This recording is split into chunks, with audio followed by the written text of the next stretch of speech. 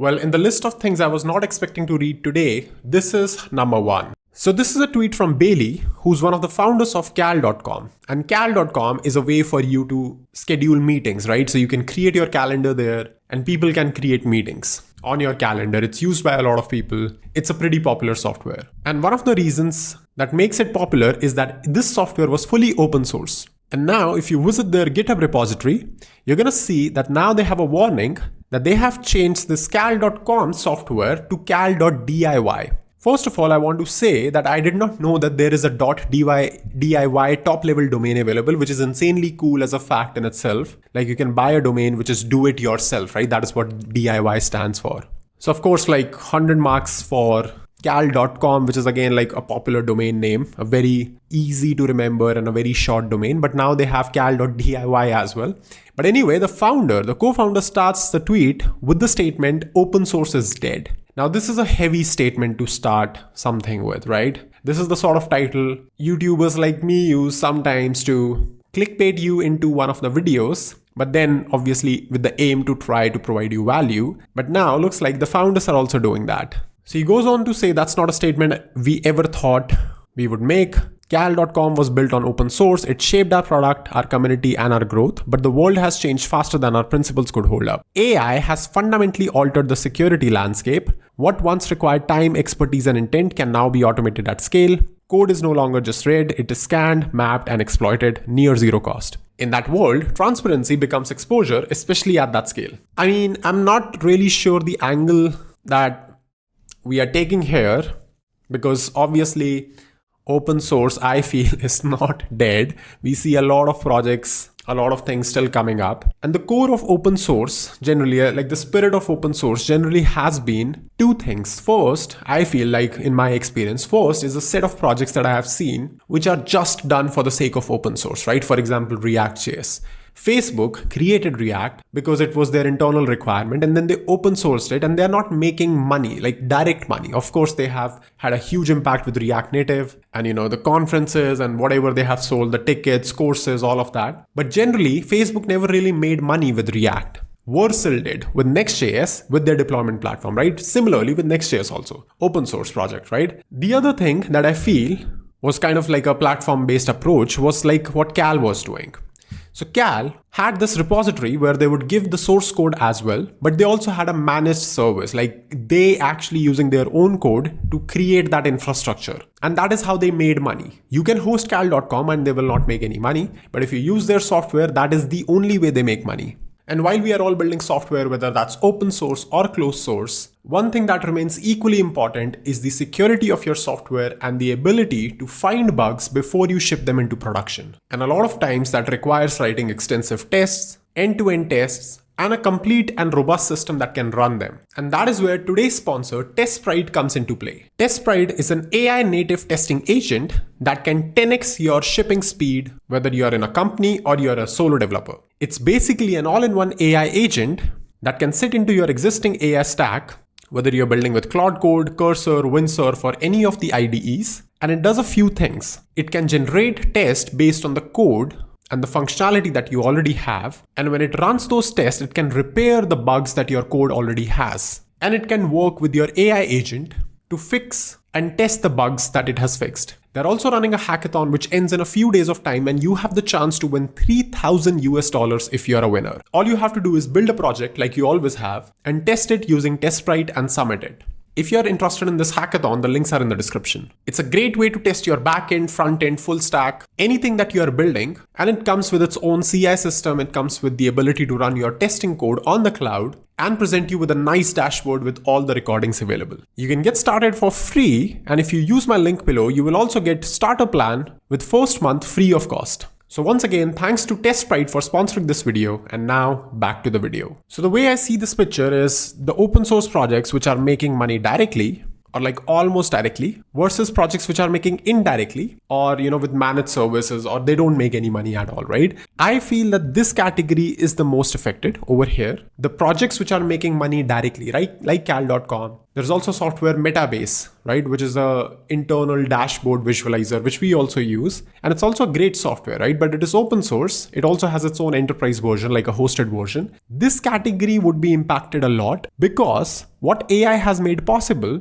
is not only just that people can deploy it, they could have always done that, but now they can make modifications to the software directly. They don't have to open an issue, they don't have to create a PR, they don't have to do anything. They can just clone their repository, ask the AI system or whatever to make a modification, and it'll be live, right? Which basically removes the ability to, ask or pay people for whatever support or whatever you want, right? So AI, I feel, is more of replacing the support part than technical part, right? Technical also gets in the way, but I feel that support is a major thing that is, people are able to get out of AI. And that is what also somewhat could be the motivator. Like, why do you not want the project to be open source? Because if the project is not open source in the first place, or at least the core is not open source, then there is no way for somebody to just build up anything or request a new feature or something, which directly makes the monetization, the revenue earning better. For example, look at this. They say that it is strictly recommended for personal, non-production use. Self-hosting requires advanced knowledge of server administration, database management, and securing sensitive data. Proceed only if you are comfortable with these responsibilities. It just scares away 99% of non-technical people right away, right? That they will not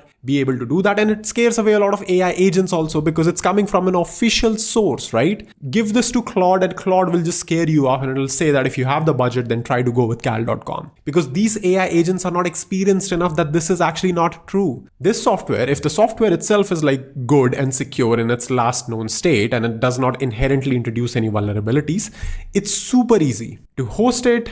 It does not require any advanced knowledge of server administration and DB management, as far as I can tell, for at least cal.com like project, which is a meeting scheduling project, right? It does not require any sort of, high database reads or writes. It's also a sort of software where you would not have a lot of traffic, right?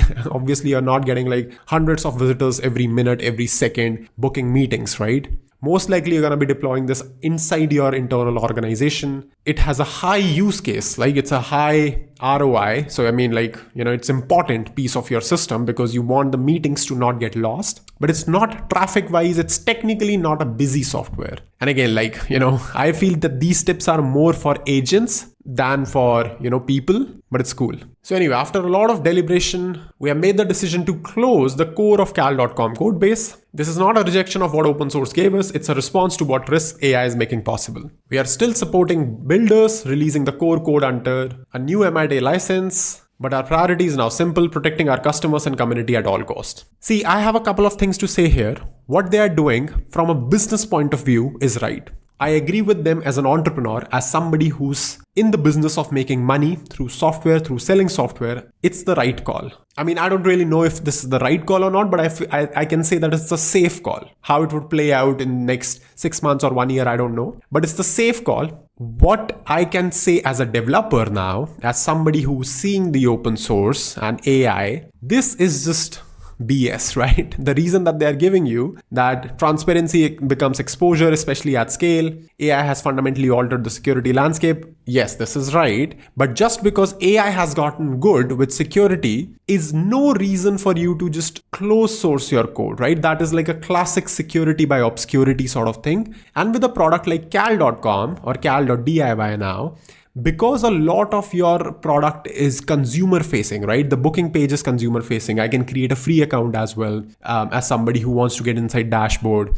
So most of your endpoints are also like consumer facing, right? From the front end at least. Yes, you are getting some level of security because you're shielding away your backend infrastructure. So your agent, the agent I'm doing pen testing with or whatever, can't really see the backend source code. But I can just ask my agent to just keep trying to hit the endpoints and, do whatever needs to be done in order to try to compromise the system or whatever, right? So I feel like if they keep it open source, it'll be much more easier for people to fix vulnerabilities faster. Security by obscurity is a real thing. I'm not denying it, but it's just not a strong enough argument for a project that has been contributed by a lot of people, right? Mostly like their own internal teams. But since it was open source, I'm assuming a lot of people over the last few years have contributed to cal.com. Protecting our customers and community at all costs, this may not be the most popular call, but we believe many companies will come to the same conclusion. I sort of agree that a lot of companies in the next few months will come to the same conclusion, and every single one of these companies is going to give you different reasons, right? Security, we are not able to manage the issues or the PRs that people are opening, AI slop PRs.